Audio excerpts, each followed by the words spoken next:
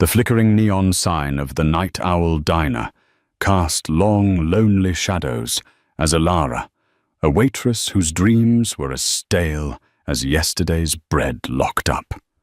Another grueling shift done another night closer to... What? Then she saw him. A silhouette huddled in the alley. A shared sandwich, a moment of unexpected kindness. She thought nothing of it. Until midnight. Until the sleek, impossibly expensive envelope arrived. Inside a ticket for a private jet. No sender. No explanation. Just a destination that whispered of a life she couldn't fathom. Was it a mistake? A cruel joke? Or the beginning of everything?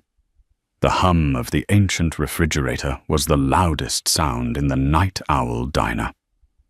Alara leaned against the cool stainless steel counter, the scent of stale coffee and fried onions clinging to her uniform like a second skin. It was 2:37 a.m., a time when the city outside exhaled its last lingering revelers and drew a breath before the dawn rush that never quite seemed to include Alara's own ascent from a life lived on tips and day-old dreams.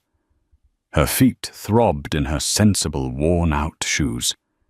Each shift was a marathon of lukewarm coffee refills, sympathetic smiles for weary truckers, and the occasional drunkard's slurred confession.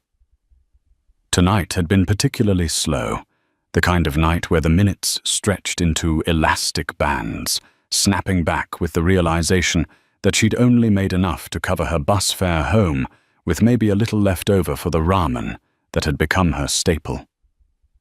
Her own dinner, a slightly misshapen club sandwich the cook Sal had made with leftover grilled chicken, too dry for the customers.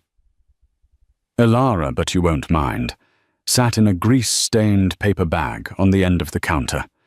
She'd been too busy then, too tired to eat it during her break. Now the thought of its cold, congealed state made her stomach churn more than hunger pang. As she untied her apron, the bell above the diner door tinkled a mournful off-key note. Alara sighed. Probably just one of the night shift workers from the nearby sanitation depot looking for a forgotten thermos. She forced a smile, the professional kind that didn't quite reach her tired eyes. But it wasn't a sanitation worker. The man who shuffled in was a spectre woven from city grime and untold hardships.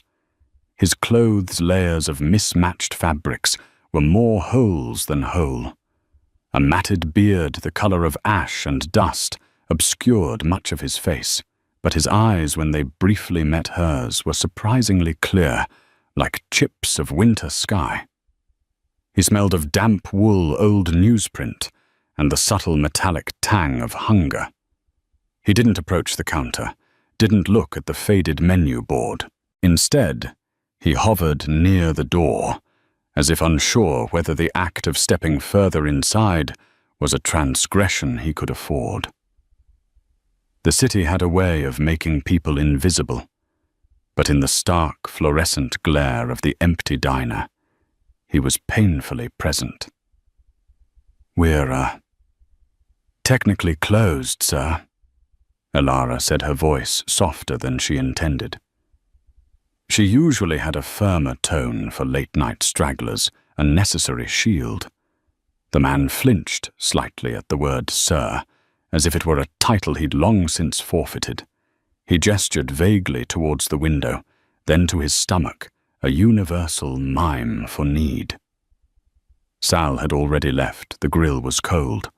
All that was left was her own sad-looking sandwich. Alara hesitated. Every dollar counted. Every morsel of food was fuel for the next thankless shift. Her landlord wasn't known for his patience, and the overdue electricity bill was a persistent hum of anxiety in the back of her mind. But then she looked at his eyes again, that startling clarity, amidst the ruin. There was no demand in them, no sense of entitlement she sometimes encountered from those who had more yet still wanted extra.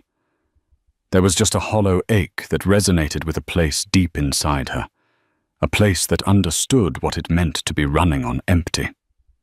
"Hang on," she said, turning back to the counter. She pulled out the paper bag. The sandwich wasn't much. The bread was probably hard by now. The lettuce wilted. But it was food. She walked over to him, holding out the bag. "Here. It's a club sandwich. Chicken." The man stared at the bag, then at her as if she'd handed him a live bird. He reached out a trembling hand, his fingers calloused and grimy, brushing hers for a fleeting second. The contact sent an unexpected shiver through her, not of disgust, but of a strange shared humanity. "Thank you," he rasped, his voice like stones grinding together. It was the first time he'd spoken. "No problem," Elara mumbled, suddenly, feeling awkward. You can sit at one of the booths if you want. To eat it." He nodded slowly, then shuffled towards the worn vinyl booth by the window, the one with the tear in the seat that Sal kept meaning to tape up.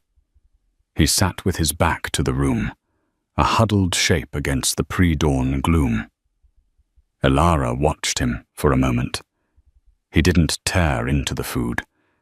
He unwrapped the sandwich carefully, almost reverently.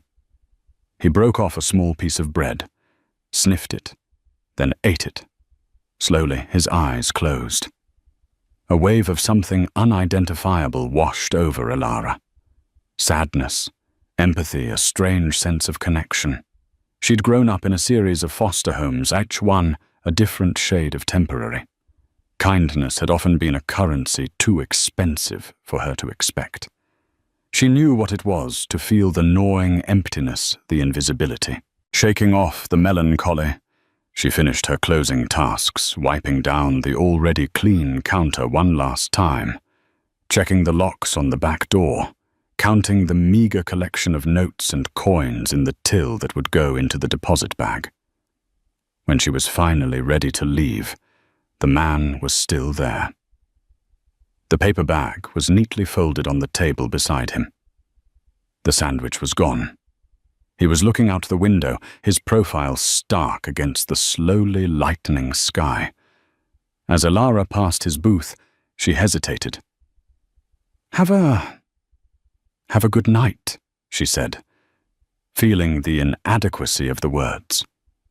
The man turned, and for the first time a faint hint of something other than weariness flickered in his eyes.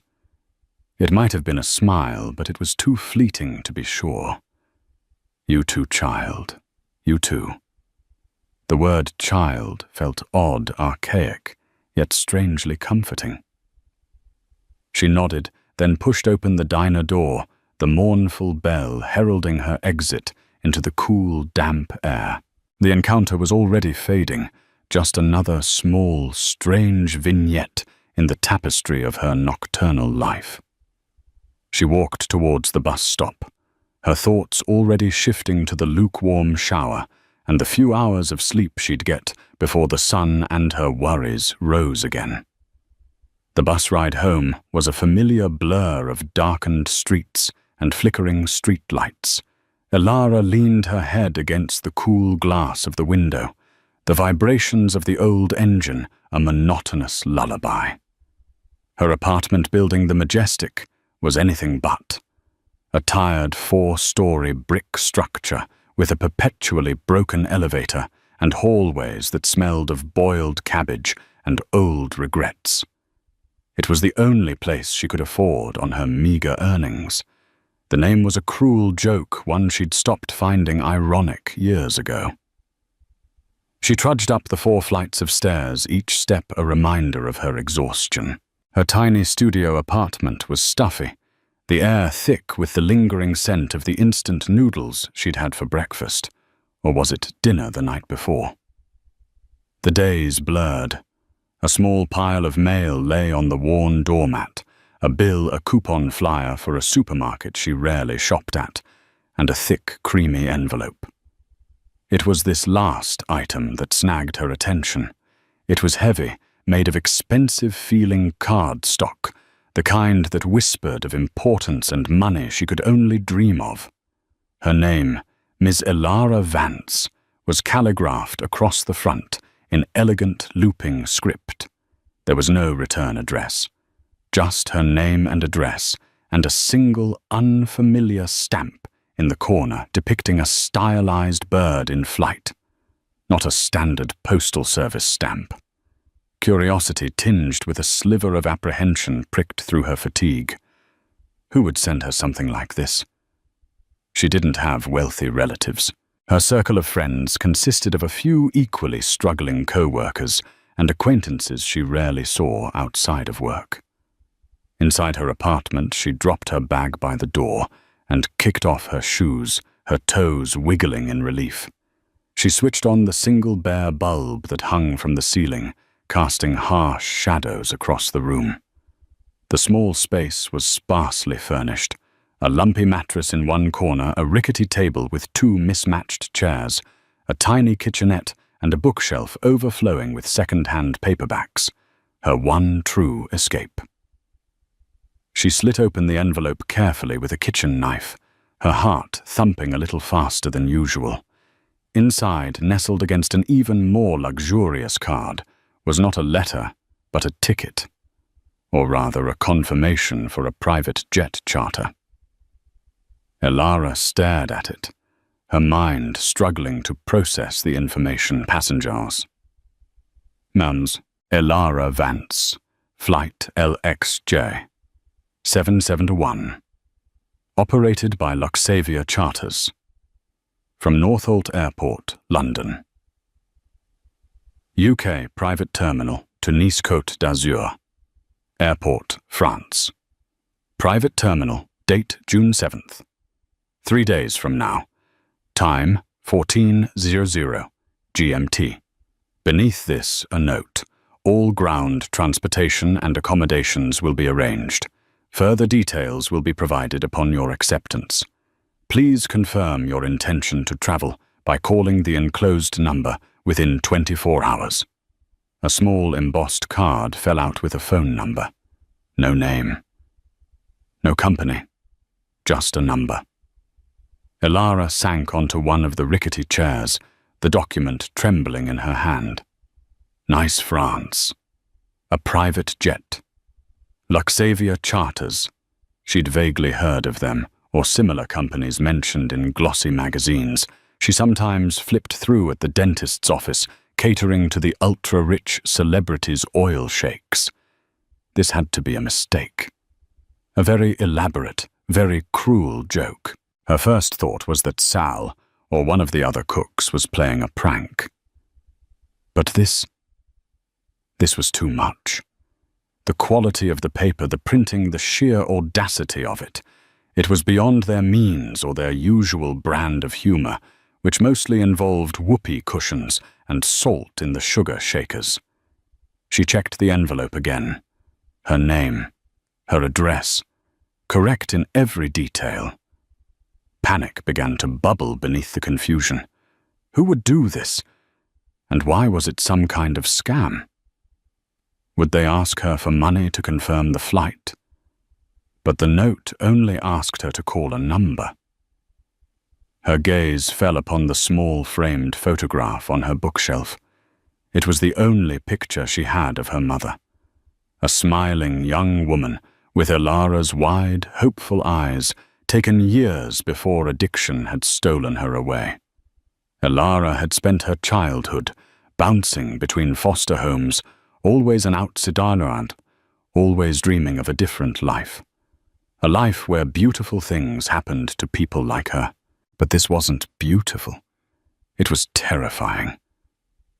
Could it be? Could it somehow be connected to the homeless man from the diner? The thought was absurd.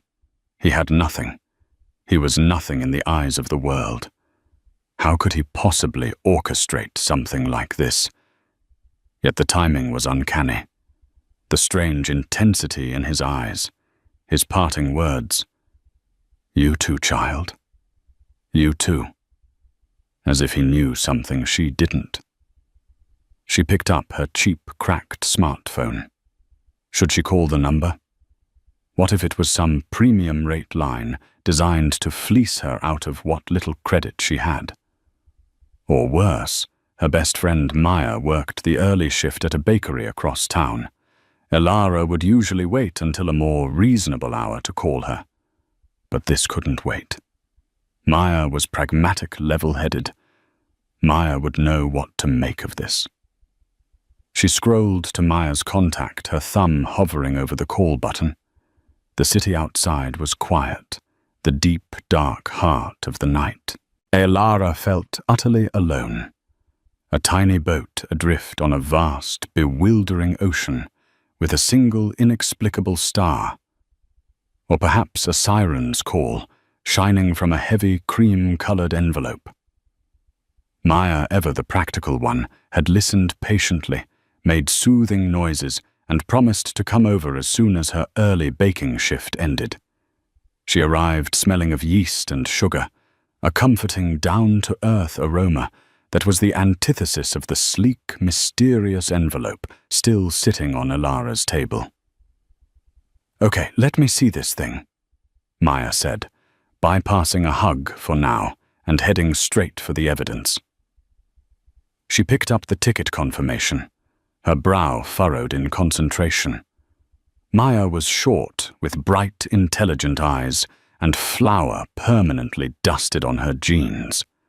She was saving up to open her own patisserie, her dreams as meticulously planned as her pastry recipes.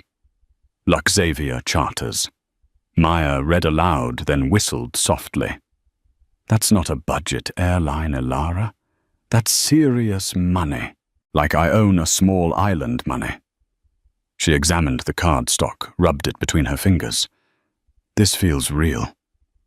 Too high quality for a prank from the guys at the diner, unless all won the lottery and decided to spend it on messing with your head in a very elaborate way."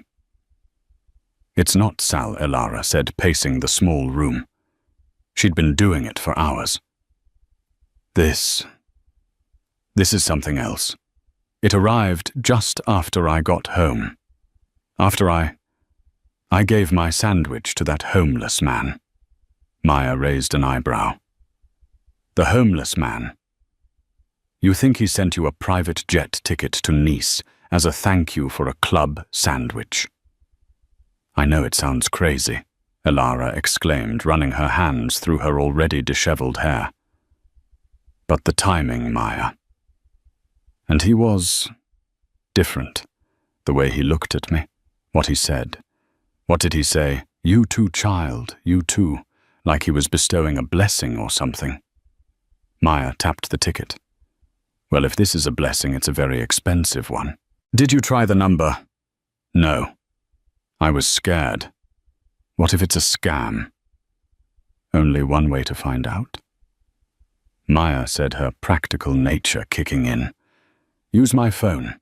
It's got plenty of credit, and it's not linked to your bank account like yours is for those auto-pay things."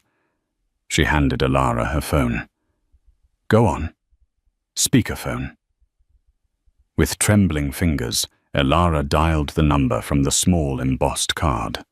It rang twice, a crisp, clean sound, not the crackly line she half expected. Then a voice answered. Smooth, professional, and utterly unaccented. "Confirmation services. How may I assist you?" Elara froze. Maya gestured encouragingly. Hello?" Elara stammered. I received a travel confirmation for a Ms. Elara Vance. One moment, please." There was the faint clicking of a keyboard. "Yes, Ms. Vance. Flight LXJ 771 to Nice on June 7th. Are you calling to confirm your intention to travel?" Who arranged this flight?" Elara blurted out, ignoring Maya's frantic no-stick to the script gestures. There was a brief pause. "The arrangements were made by a benefactor who wishes to remain anonymous at this time, Ms. Vance." We are simply here to facilitate your travel and ensure your comfort. All expenses are covered. Will you be traveling? A benefactor. Elara's mind raced. I don't understand. I don't know anyone who would... Your benefactor understood you might be surprised, the voice said, still impeccably smooth. They simply ask that you accept this gift in the spirit it was intended. A car will collect you from your address at 0900 on June 7th to take you to Northolt. Your accommodations in Nice are at the Hotel Le Negresco. Do you require any further information at this juncture? Hotel Le Negresco. Elara's eyes widened. She knew that name. It was an iconic, incredibly luxurious palace hotel on the Promenade des Anglais in Nice, a place frequented by royalty and film stars. She'd seen it in movies and travel shows. The idea of her staying there was beyond fantastical. But why, Elara whispered. We are not privy to that information, Ms. Vance. Our instructions are purely logistical. We do require your confirmation within the next... The voice paused, a subtle shift in tone. Let's say by 6 p.m. this evening to finalize the arrangements with the hotel and ground crew.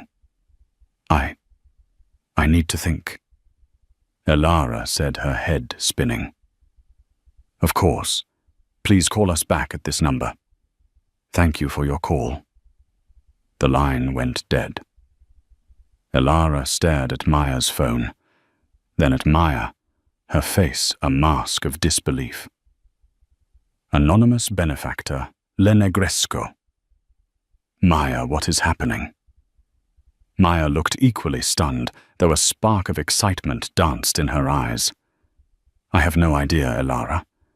But that sounded legitimate. Scammers don't usually book you into 5-star hotels on the French Riviera. They ask for your bank details to pay a processing fee. So what do I do? Well, first, Maya said, grabbing her jacket. We go back to that diner, or near it. We need to find that homeless man. If he's connected to this, he's the only lead you've got. The thought of confronting the man, of asking him if he was some sort of secret millionaire playing a bizarre game, was daunting. But Maya was right. It was the only thread she had. They took the bus back towards the Night Owl diner. The city was now fully awake, bustling with its usual morning energy. The alleyway beside the diner, where Elara had seen the man huddled, was empty, save for a few overflowing bins and a stray cat that eyed them suspiciously. He's gone, Elara said, a wave of disappointment washing over her. Maybe he comes back at night, Maya suggested.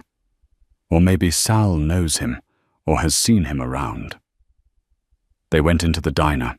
Sal, a burly man with a sweat-stained bandana and a surprisingly gentle smile, was flipping pancakes on the grill.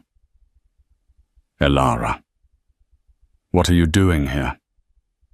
Forget something, he asked, his voice booming over the sizzle of the hot plate. Morning, Sal, Elara said. Sort of.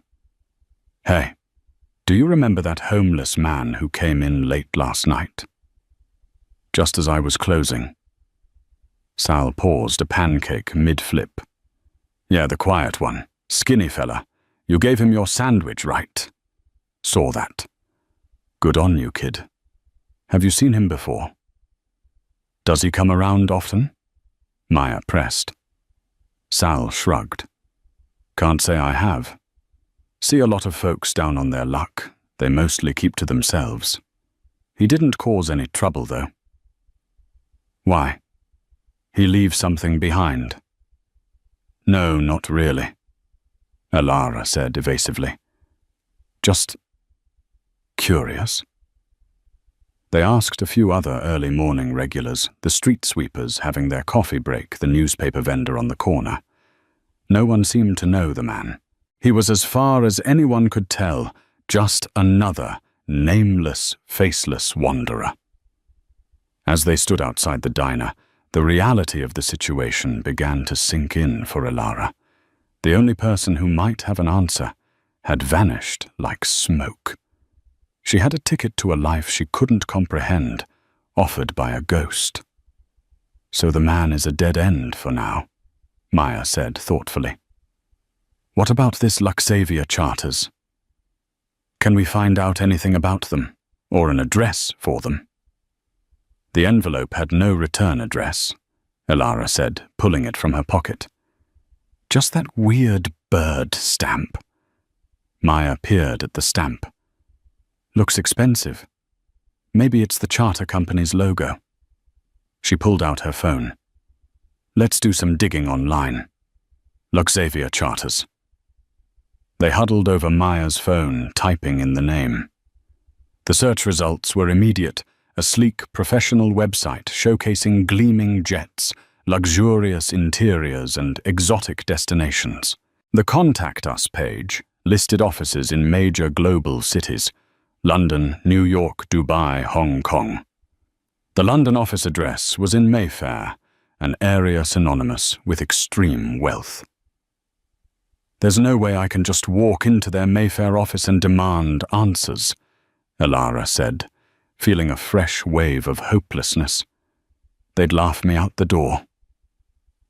Probably Maya conceded. But the call felt real. The hotel is real. The airline is real. Elara, what if this is real? Someone for some reason wants to send you to Nice in style. But who? And why me? It makes no sense. Maybe it doesn't have to make sense right now. Maya said, her eyes shining with an adventurous glint that Elara rarely saw.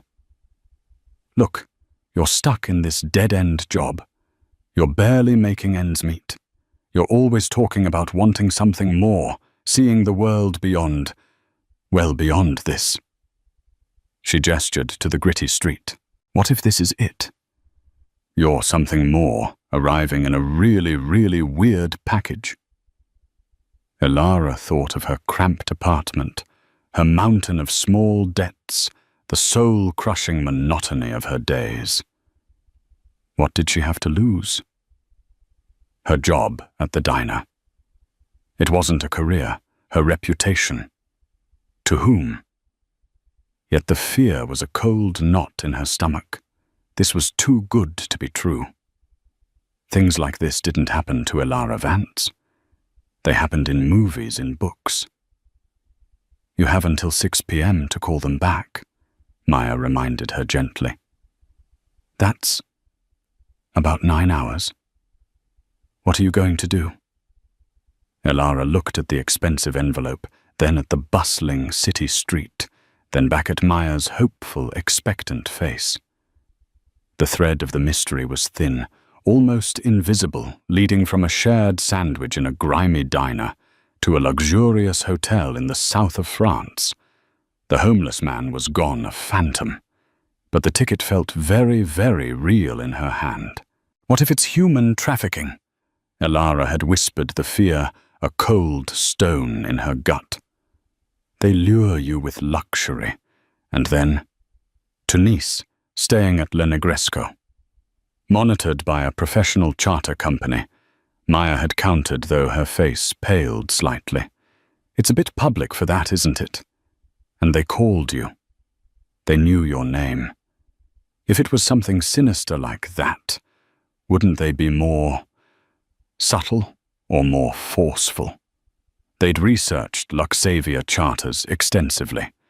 The company was legitimate, well-reviewed by those who could afford its services, known for its discretion and high-profile clientele. There were no red flags, no online warnings, just articles about billionaires and celebrities using their fleet. Okay, so maybe it's not that Elara conceded. But what if it's some elaborate prank by some rich weirdo who gets his kicks out of messing with poor people? I show up and they all laugh and send me home. The humiliation would be unbearable. Then you'll have had a free trip to a fancy airport, and you'll come back with a hell of a story. Maya said, though her bravado was a little forced. Look, Elara, you're a good person. You did a kind thing. For that man. Maybe this is just karma repaying you in a really, really over-the-top way. Karma. Elara wasn't sure she believed in it. Her life hadn't exactly been a testament to cosmic justice, but the thought of the homeless man, Silas, as she'd started calling him in her mind, the name felt fittingly enigmatic, kept returning. His clear eyes, his quiet dignity. Could he truly be the architect of this? It seemed impossible. Yet who else could it be? The 6 p.m. deadline loomed. With each tick of the cheap clock on her wall, Elara felt the choice solidifying not out of courage, but out of a desperate kind of curiosity and a weary resignation to her current life. What did she really have to lose that was worth more than the answer to this impossible riddle? At 5:47 p.m. with Maya holding her hand, Elara dialed the number again. Confirmation services. The same smooth voice. Hello, Elara, said her own voice, surprisingly steady. This is Elara Vance. I'm calling to confirm my travel for flight LXJ771 on June 7th. There was a brief, almost imperceptible pause. Excellent, Ms. Vance. We are delighted to hear it. Your car will arrive at your address at 0900 on the 7th. Please ensure you have your passport. Do you have any luggage requests? Luggage. Elara looked around her tiny apartment. Her entire wardrobe could probably fit into a single carry-on. No, just a small bag. Very good. We look forward to welcoming you aboard. Should you have any immediate concerns before your departure, please do not hesitate to call.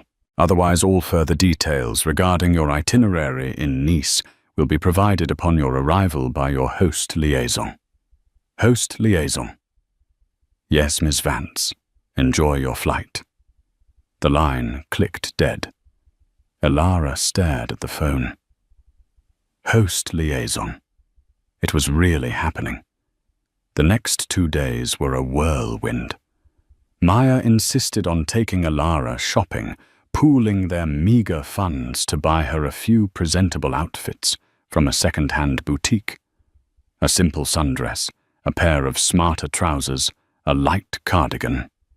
You can't meet your anonymous benefactor in your diner uniform, Maya had declared.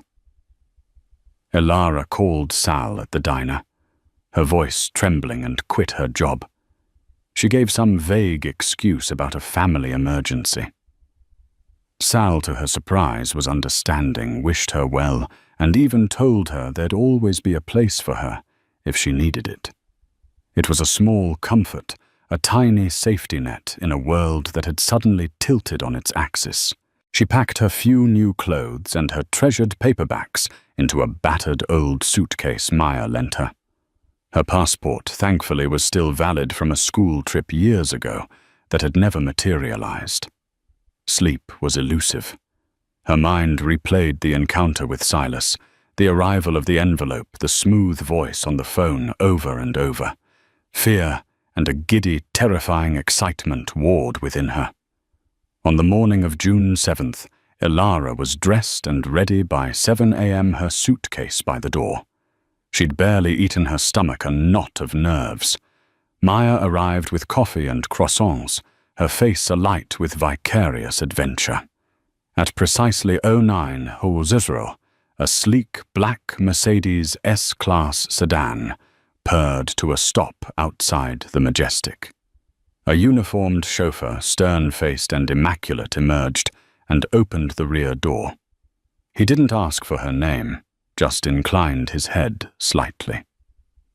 Ms. Vance Elara, feeling like an imposter in her new clothes, nodded mutely. Maya hugged her fiercely. Text me everything. Send pictures. Don't get murdered. I'll try not to. Elara managed a shaky smile. The chauffeur placed her worn suitcase in the trunk, as if it were a priceless antique. The interior of the car smelled of leather and polish. It was quieter than her apartment, the city noise muted to a distant hum. As the car pulled away from the curb, Elara looked back at the majestic, at Maya waving frantically. It felt like she was leaving not just a building, but an entire lifetime behind. The journey to Northolt Airport, a Royal Air Force station that also served private aviation, took them through parts of London Elara had only ever seen on television. The opulence was staggering. When they arrived at the private terminal, it was nothing like the chaotic bustle of a commercial airport. It was hushed, discreet, luxurious. Polished marble floors, plush armchairs, abstract art on the walls. A smiling attendant greeted her by name, took her suitcase, and led her to a private lounge. Your flight will be ready for boarding in approximately 30 minutes. Ms. Vance, may I offer you some refreshments? Elara, overwhelmed, just asked for water. She sat on a velvet sofa feeling ridiculously out of place. Other passengers, a wealthy-looking older couple, and a man in a sharp suit talking animatedly on his phone in Russian, barely glanced at her. They belonged here. She was a stowaway. Soon the attendant returned. Ms. Vance, your aircraft is ready. She was escorted out onto the tarmac. And there it was. Not a massive commercial jet, but a sleek, beautiful Gulfstream G280, its paint gleaming in the pale morning sun. The Luxavia Charters logo, the stylized bird from the stamp, was emblazoned on its tail. The steps were down a flight attendant in a chic uniform, waiting at the top with a welcoming smile. Elara paused at the bottom of the steps, her heart pounding. This was it. The point of no return. She took a deep breath, the scent of jet fuel and an indefinable, expensive perfume filling her nostrils, and began to climb. The interior of the jet was even more breathtaking than she could have imagined. Cream leather seats, polished wood paneling, fresh flowers in small crystal vases. There were only 6 seats in her cabin, and she was, it seemed, the only passenger. Welcome aboard, Miss Vance, the flight attendant, whose name was Anya, said warmly. Please make yourself comfortable. May I get you a drink before takeoff? Champagne, perhaps? Champagne. At 11 in the morning. Elara, who usually considered a cup of tea a luxury, just nodded numbly. As the jet taxied and then powerfully, gracefully took to the skies, Elara pressed her face to the window. London spread out beneath her like a toy town, then receded as they climbed above the clouds into a dazzling sunlit realm. Anya served her champagne in a crystal flute and a small plate of exquisite canapés. Elara sipped the champagne, the bubbles tickling her nose, the taste crisp and celebratory. She felt a strange detachment, as if she were watching herself in a movie. Is there anything else I can get for you? Ms. Vance? Anya asked, her smile never wavering. No, thank you, Elara said. Then summoning her courage, she asked Anya, Do you know who arranged this flight for me? Anya's smile remained pleasant, but became slightly more opaque. Our clients value their privacy, Ms. Vance. We are only provided with the necessary operational details, but I am sure all will become clear upon your arrival in Nice. It's a beautiful destination. Have you been before? No, Elara said, looking out at the endless expanse of white clouds. Never. The descent into Nice was a spectacle of breathtaking beauty. The deep azure of the Mediterranean Sea met a coastline dotted with terracotta roofs, lush palms, and the distant hazy promise of the Alps. Elara had never seen anything like it. not even in her most cherished paperbacks. The Gulf Stream executed a landing as smooth as silk at a private terminal far removed from the bustle of the main Nice Côte d'Azur airport. The sun here felt different, warmer, infused with a golden quality she'd only ever read about. As she disembarked, the warm, fragrant air of the French Riviera enveloped her, a blend of sea salt pine and blooming jasmine. Anya, the flight attendant, accompanied her to the tarmac, where another uniformed chauffeur, this one with a distinctly Gallic air, stood beside an identical black Mercedes S-Class. "Monsieur Dubois will take you to your hotel, Miss Vance," Anya said, with a final enigmatic smile. "Your host liaison will meet you there. Au revoir, and I hope you enjoy your stay in Nice." "Thank you," Anya Elara said, still feeling dazed. The drive into Nice was even more captivating than the arrival. They swept along the famous Promenade des Anglais, the vast blue sea on one side and grand Belle Époque hotels on the other. Elara's eyes were wide, trying to take it all in. The stylishly dressed people strolling along the waterfront, the artists selling their paintings, the sheer overwhelming sense of glamour and history. And then they pulled up before it, Hotel Le Negresco. It was even more magnificent in person than in photographs. A striking pink and white domed palace, a historical monument exuding an aura of timeless elegance and almost unimaginable luxury. Uniformed doormen rushed to open her car door. Elara stepped out, her worn suitcase feeling even more incongruous here than at Northolt. Ms. Vance, a new voice, female, elegant with a charming French accent, cut through her awe. Elara turned to see a woman in her late 40s, impeccably dressed in a chic Chanel-style suit, her blonde hair coiffed perfectly.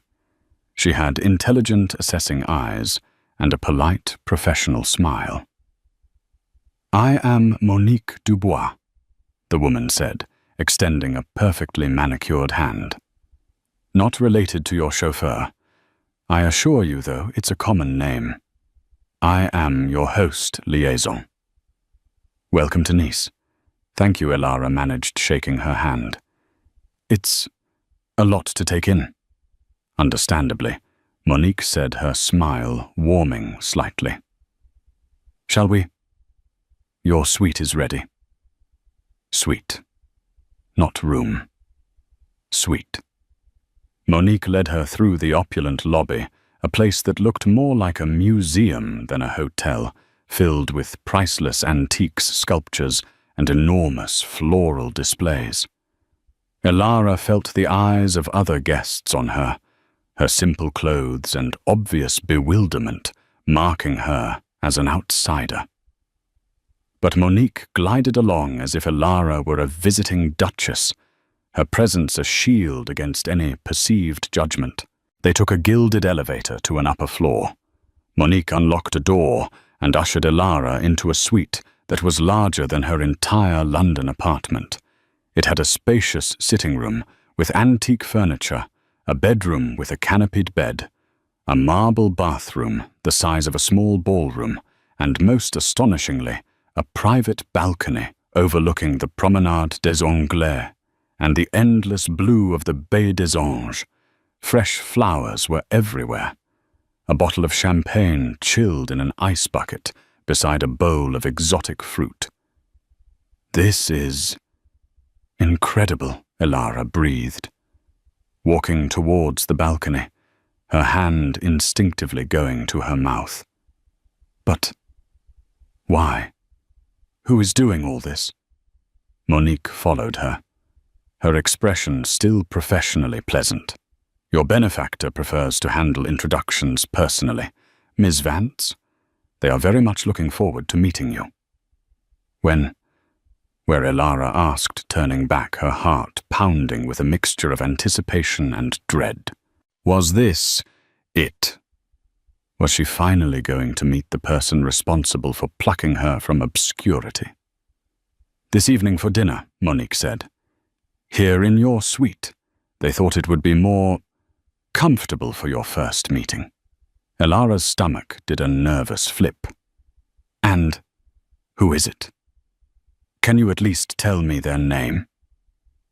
Monique hesitated, a flicker of something unreadable in her eyes. "I believe it is best you hear it from them directly. They are particular about such things." She glanced at her watch. "Dinner will be served at 8. I will return at 7:30 to ensure you have everything you need, and to, perhaps, assist you with your attire should you wish." Her gaze flickered briefly over Elara's second-hand dress, a look that was not unkind, but clearly noted its inadequacy for a dinner with a mysterious benefactor in a suite at Le Negresco. Elara flushed. I don't have anything very fancy." "Not to worry," Monique said smoothly. "Your benefactor anticipated this. There are some items in the wardrobe that might be suitable. They have excellent taste." After Monique left, promising to return later, Elara felt a desperate urge to call Maya, but she knew she couldn't. What would she even say? That she was in a palace about to have dinner with a phantom. She wandered around the suite, touching the silk wallpaper, the velvet upholstery, the cool marble of the bathroom. It felt like a dream, a beautiful, elaborate cage. She opened the vast wardrobe. Hanging inside were several designer dresses, still with their tags on in her approximate size. Shoes, handbags, even delicate lingerie and silk bags. It was an new identity waiting to be worn. Overwhelmed, she stepped out onto the balcony. The sea breeze was gentle, the view spectacular. Far below, people strolled, laughed, lived lives that seemed a universe away from her own recent past. The sheer unreality of it all was dizzying. Hours passed in a haze. She tried to read one of her paperbacks, but couldn't concentrate. She paced. She looked out the window. She wondered endlessly about Silas. Was he somehow connected to this Monique, to this opulent hotel, to these designer clothes? Or was he just the catalyst, the pebble that started the avalanche? At 7:30, precisely. Monique returned. She was carrying a garment bag. "Bonsoir, Miss Vance. I trust you've had some time to relax." Relax isn't quite the word, Elara admitted with a wry smile. Monique smiled back a little more genuinely this time. "I brought an alternative, just in case the wardrobe selection wasn't quite right. Your benefactor is very keen that you feel comfortable this evening." She unzipped the garment bag, revealing a simple yet incredibly elegant deep sapphire blue silk gown. It was understated, but the fabric shimmered with an inner light, and the cut was clearly master craftsmanship. "It's beautiful," Elara whispered. With Monique's discreet help, Elara dressed. The gown fit as if it were made for her. Monique then skillfully arranged Elara's hair into a simple but elegant chignon and helped her with a touch of makeup, also provided. When Elara looked in the ornate mirror, she barely recognized herself. The tired waitress was gone, replaced by a poised, beautiful stranger. The transformation was unsettling, exhilarating. At precisely 8 o'clock, there was a soft knock on the suite door. Monique, who had been making small talk, straightened. "That will be dinner. And your host." Elara's heart hammered against her ribs. This was the moment. The culmination of the mystery, the shared sandwich, the midnight ticket. Monique opened the door. 2 waiters wheeled in a lavishly laden dinner trolley, and behind them, Elara's breath caught in her throat. Her mind struggled to reconcile what she was seeing. It wasn't Silas the homeless man. It wasn't some shadowy billionaire tycoon she might have half expected from a movie. Standing in the doorway, looking slightly nervous, but with a kind, familiar smile, was a woman. An older woman, perhaps in her late 60s, with strikingly intelligent blue eyes, silver hair swept back elegantly, and a face that, despite its age, held a certain mischievous youthfulness. She was dressed in a simple but expensive cashmere twin set and pearls. But it wasn't her appearance that made Elara gasp. It was the uncanny, undeniable resemblance. The woman had Elara's eyes, Elara's smile, the same slight tilt of the head when she was thoughtful.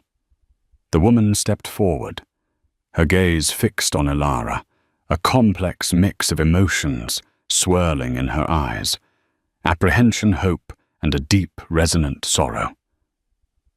"Hello, Elara," the woman said, her voice soft, cultured, and trembling ever so slightly. "It has been a very, very long time. I am Eleanor Vance. I believe I am your grandmother." The woman, Eleanor, took a tentative step closer.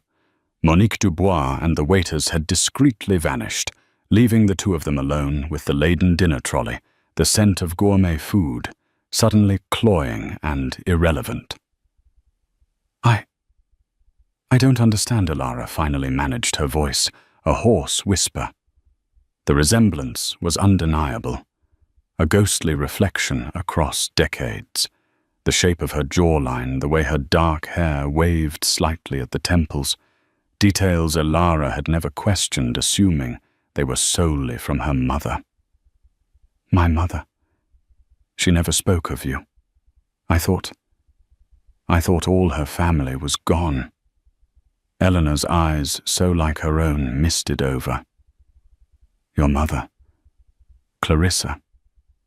"Yes. It's a long and painful story, my dear.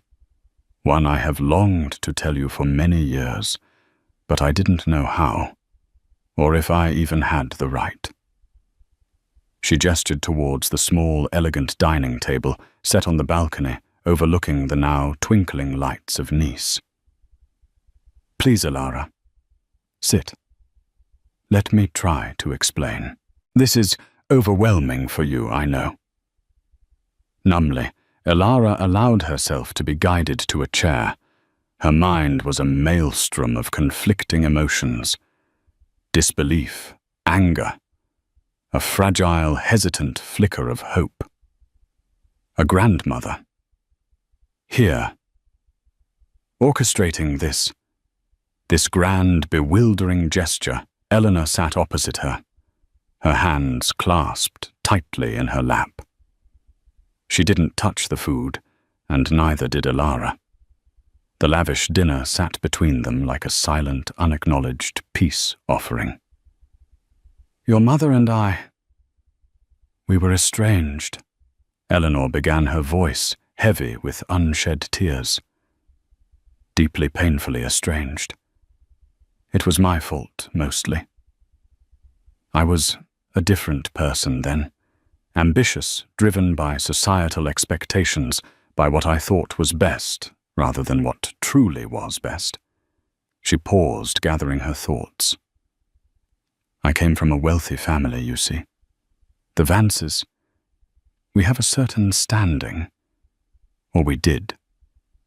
When Clarissa, your mother, fell in love with your father, he was an artist, wonderful, passionate, but with no money, no prospects, according to my family.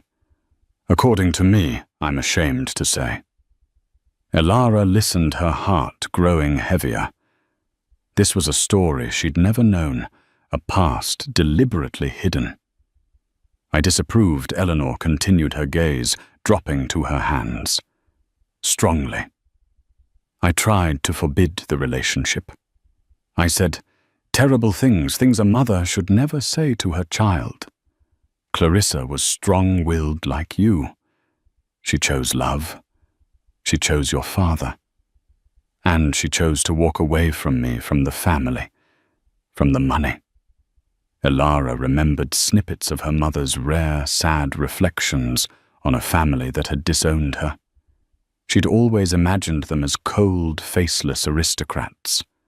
She'd never pictured this woman with her own eyes, her own smile sitting before her, radiating such profound regret. "They married and you were born," Eleanor said, a soft, wistful smile touching her lips. "She sent me a photograph. Just one. You were so beautiful. I kept it always, but my pride, my stubborn, foolish pride. I didn't reach out. I thought she would come back, admit I was right. She never did. And then your father died. A sudden illness, I heard later. Clarissa was alone with you, a baby." Elara felt a chill. Her father had died when she was 2. She had no memory of him.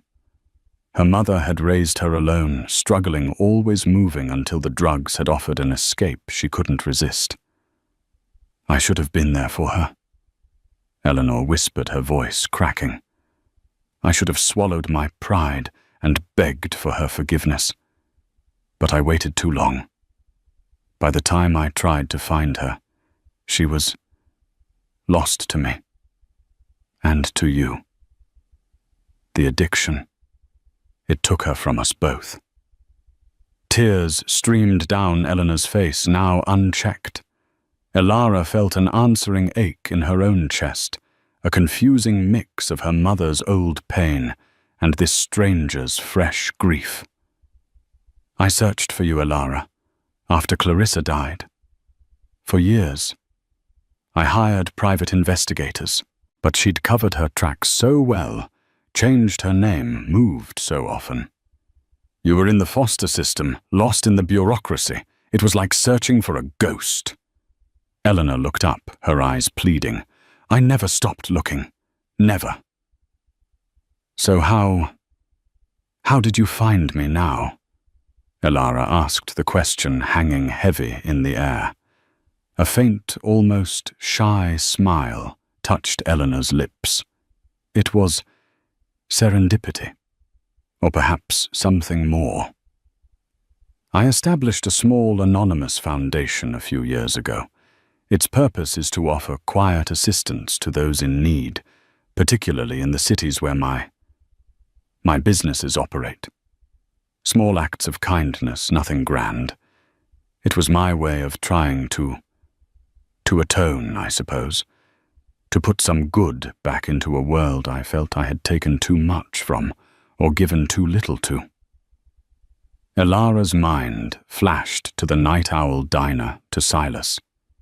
"One of my eyes and ears, so to speak, in London is a man named Silas," Eleanor continued, and Elara's breath hitched.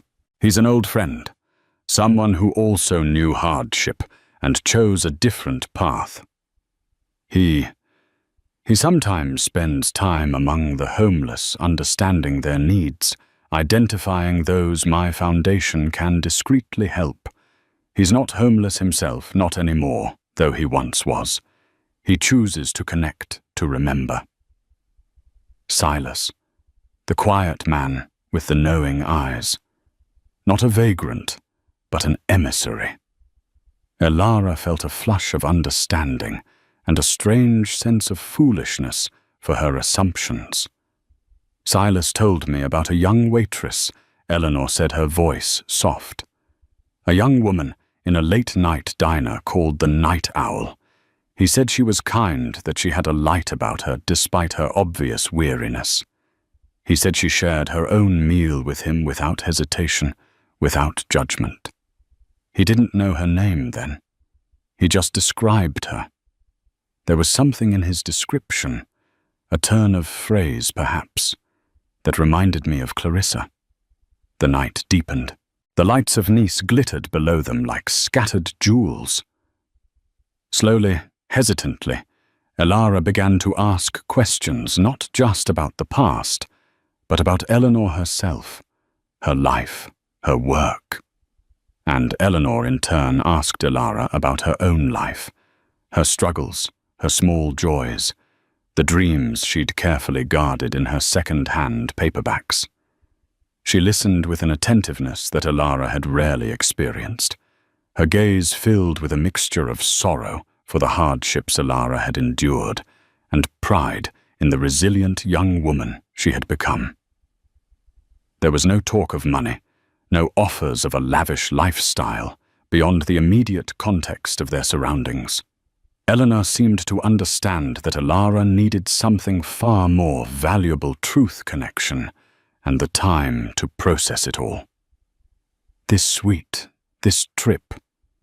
It's all very overwhelming, Alara finally admitted as the first hints of dawn began to lighten the eastern sky. I don't know what to think, what to feel. I understand, my dear, Eleanor said gently. There are no expectations, no demands. This was simply an introduction. A very dramatic one, I concede, she added with a wry smile. Perhaps we can start again more simply. If you're willing, we could have breakfast tomorrow. Not here, perhaps. Somewhere less intimidating. A small cafe. We could just talk. Get to know each other. Like any grandmother and granddaughter would. The offer was simple, devoid of pressure. Alara looked at Eleanor, at the genuine hope in her eyes, the lines of worry and regret etched around them. This wasn't just about a lost inheritance or a fairy tale rescue. It was about mending broken threads of family, about finding a place to belong. A small, hesitant smile touched Elara's lips. I think I'd like that. Breakfast sounds good. Eleanor's answering smile was like the sun breaking through clouds. Wonderful. Alara also spoke to Maya every day, trying to explain the incredible turn her life had taken. Maya was by turns, shocked, ecstatic, and full of a million questions. A secret millionaire grandmother who sent a private jet for you after you gave her spy/homeless BFF a sandwich, Alara. Your life is officially a movie. One afternoon, as they sat in a quiet garden cafe, Eleanor reached into her handbag. I have something else for you, Alara. Something from your mother. She handed Alara a small, worn, leather-bound journal. I found this among Clarissa's things, the few possessions I managed to recover after she was gone. I haven't read it all. I felt it wasn't entirely my right, but I think she would want you to have it. With trembling hands, Alara opened the journal. It was her mother's handwriting, filled with sketches, poems, and heartfelt entries about her love for Elara's father, her dreams, her struggles, and her overwhelming love for her baby daughter. Tears welled in Elara's eyes as she read her mother's words, feeling a connection to her that transcended death and time. There were entries filled with sorrow about the estrangement from Eleanor, but also surprisingly with a faint, lingering hope for reconciliation one day. She never stopped loving you. You know, Alara said softly to Eleanor, her voice thick with emotion. Even when she was angry, even when she felt abandoned. It's in here. Eleanor's eyes filled with tears again, but this time they were tears of healing. Thank you for telling me that, my dear. The trip to Nice was not an ending, Alara realized, but a beginning. The future was still uncertain, unwritten. Eleanor had made it clear that she wanted Alara to be part of her life, to have opportunities she'd never dreamed of. Education, travel, the chance to pursue her own passions without the constant burden of financial worry. But more importantly, she offered family. A complicated, imperfect, but real family. As her plane took off, soaring over the azure Mediterranean, Alara looked down. not with the dazed bewilderment of her arrival, but with a sense of quiet wonder. The midnight ticket had been more than just a journey to a beautiful place. It had been a passage back to a lost past and forward to an unimagined future. She didn't know exactly what lay ahead, but for the first time in her life, Elara Vance felt truly hopeful. She had a grandmother. She had a story. And she had the incredible, humbling knowledge that sometimes the smallest act of kindness, like sharing a sandwich in the dead of night, could indeed change everything. The inheritance she was receiving wasn't just about money or status. It was an inheritance of the heart, a legacy of second chances, and the quiet promise of a new horizon. Elara's incredible journey started with a simple act of kindness, a shared meal that rippled outwards in the most unexpected ways, proving that compassion can be the key to unlocking doors we never even knew existed. From the quiet desperation of the Night Owl Diner to the dazzling shores of Nice, her story is a powerful reminder that hope can arrive in the most mysterious packages, and family can be found in the most unlikely of circumstances. What did you think of Elara's unbelievable story? Could you ever imagine something like this happening to you? Let us know your thoughts in the comments below. If Elara's journey from Waitress to a world of unknown possibilities touched your heart, please give this video a thumbs up. Share it with someone who needs a little bit of magic in their day. And don't forget to subscribe for more incredible true stories and dramatic tales that will keep you on the edge of your seat. Click that notification bell so you never miss an upload.